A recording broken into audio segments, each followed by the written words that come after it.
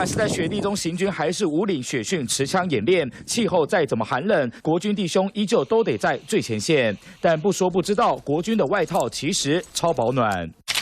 就有网友 po 文说自己到军用品店买了一件国军外套，根本是御寒神器，才1200元，骑车也超暖。他指的正是这一件领口刷毛的空军飞行夹克。走访军用品店，果真找到同样商品。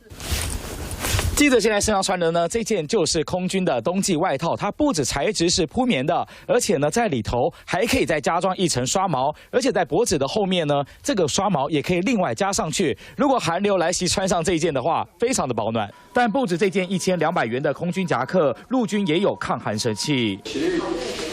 国军弟兄身上穿的外套看上去相当一般，但其实超级暖。不止同样铺棉材质，就连加装上去的帽子内里都有刷毛，穿上去立刻暖乎乎，不会冷这样子，穿上去就不会冷。对啊，还蛮保暖的、啊，有刷毛铺面的那种，应该是还行吧，印象应该蛮深刻的。当过兵的男生也超有共鸣，寒流一波接一波，没想到国军外套竟意外成为隐藏版的抗寒热销商品。三立全华大风周凯台北报道。